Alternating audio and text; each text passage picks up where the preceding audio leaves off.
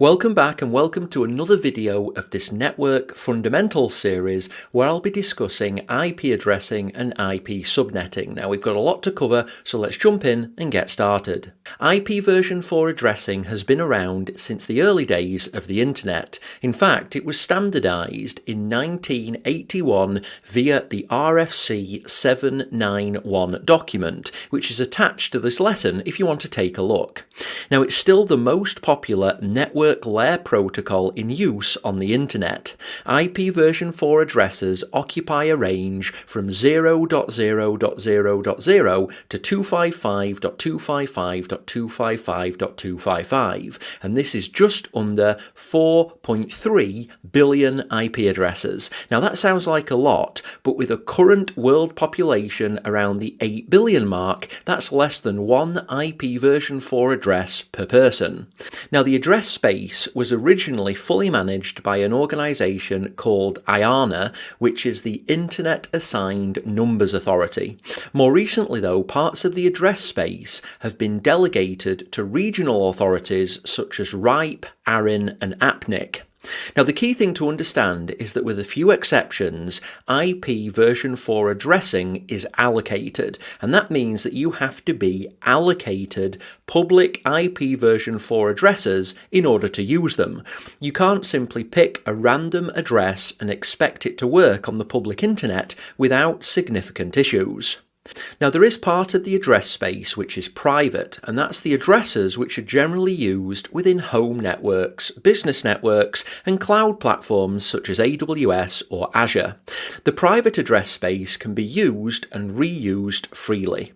So now you know there are 4.294 billion IP version 4 addresses. You know that they start at 0.0.0.0 and end at 255.255.255.255.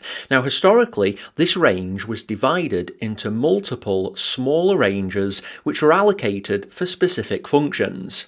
First, the Class A address space, which starts at 0.0.0.0 and ends at 127.255.255.255. Now this range contains 128 networks, each of which has 16.7 million addresses. So these networks are 0.anything, which is reserved, 1.anything, 2.anything, all the way up to 127.anything. The first octet denotes the network, with the remaining octets available for hosts or for subnetting, as we'll cover later in this video. So this class of IP addresses, so Class A, these were generally used for huge networks, and historically these were allocated to huge businesses or organizations which had an internet presence in the early days of the internet. So businesses like Apple, the Ford Motor Company, the US Postal Service, or various parts of the US military. Many of those organizations have since given up those ranges, and these are now allocated to the regional managers of the IP address space for allocation to users in that region. Now next we have the Class B address space, and this starts at 128.0.0.0 and it ends at 191.255.255.255. Now this part of the IP address space offers a total of 16,384 networks, each of them containing 65,536 IP addresses. So this space was typically used for larger businesses which didn't need a Class A allocation. Like with addresses in the Class A space, these are now generally allocated to the regional authorities, and they manage them and allocate them out to any organisation who requests and can justify addresses in this range. Now these networks take the format of 128.0.anything, 128.1.anything, 128.2.anything, and then all the way through to 191.253.anything, 191.254.anything, and then finally 191.255.anything. Now with this range of IP addresses, so Class B, the first two octets are for the network and the last two are for the organisation to assign to devices or to subnet into smaller networks, and we'll be talking about that later in this video. Next, we have the Class C range, which starts at 192.0.0.0 and ends at 223.255.255.255. Now, this range provides over 2 million networks, each containing 256 IP addresses.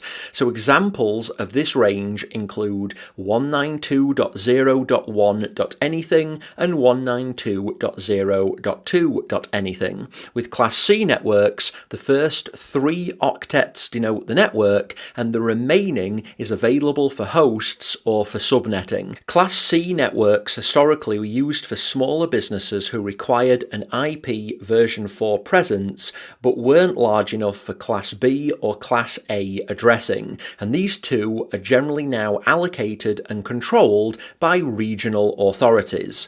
Now, there are 2 more classes, Class D and Class E, but these are beyond the scope of what this video covers. Class D is used for multicast and Class E is reserved, so I'll cover those at another time.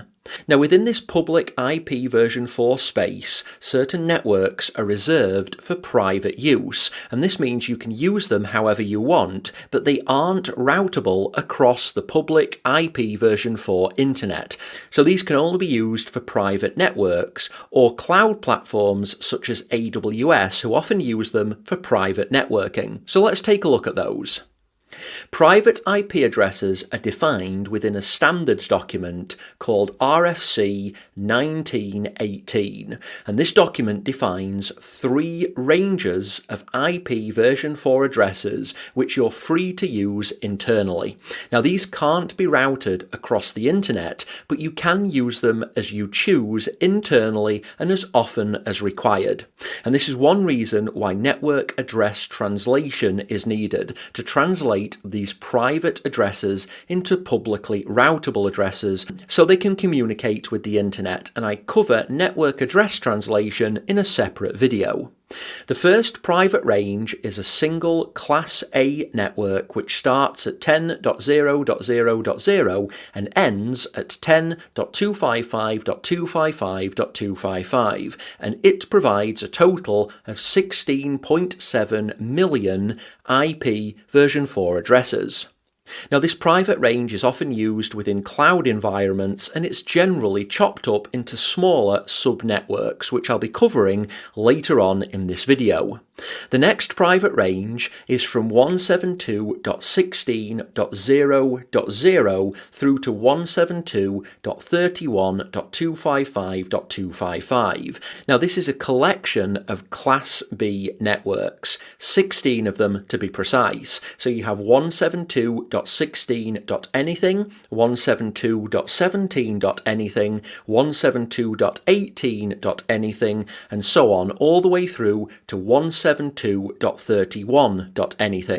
Now, each of these networks contains 65,536 addresses, and in AWS, one of these private ranges, 172.31, is used for the default VPC, and again, these networks are generally broken into smaller subnetworks when used.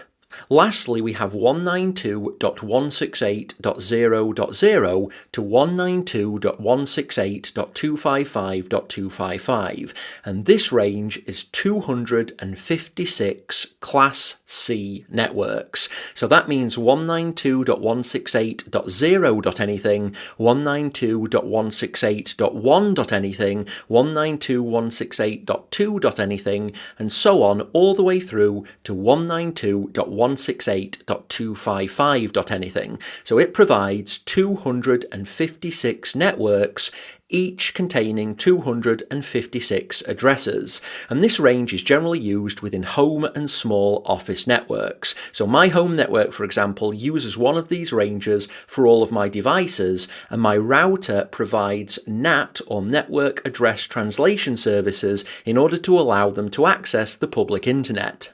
Now, with any of these ranges, you can use them however you want. You can reuse them, you can break them up into smaller networks, but in all cases, you should try and avoid using the same one multiple times. If you ever need to connect private networks together and they use the same network addressing, even if it's private, you will have trouble configuring that communication. Where possible, you should always aim to allocate non-overlapping ranges to all of your networks. So now let's move on and talk about IP version 6 and the differences between it and IP version 4. So to fully understand the need for IP version 6 and the differences, it's useful to start with a representation of the IP version 4 address space. So we know now that this historically has been broken up into 3 common classes of IP addresses. I've just talked about those. All of these IP addresses, except for a few exceptions, are publicly routable, meaning if you have one of them configured on a device, then you can communicate with another device which is also using a public IP version 4 address. Now, I've also just talked about how part of this IP address space is dedicated for use for private networking, but this in its entirety is the IP version 4 address space, and in total there are 4,294,967,296 IP addresses. So this is the total number of IP version 4 addresses available for use. Now this might sound like a lot, but that's less than 1 per person alive on the planet today. And how many of us have a mobile phone and a computer? So we have multiple devices already.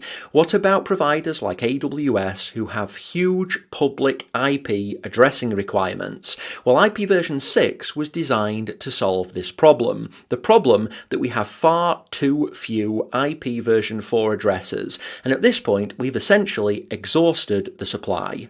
With IP version 6, we have more IP addresses to use, and to fully appreciate this, I want to change the perspective. This doesn't even do the scale justice, but any smaller and you won't be able to see the blue square, which now represents the total IP version 4 address space. Imagine the blue square is actually several thousand times smaller than it is now, and with that in mind, this is how the IP version 6 address space looks in comparison.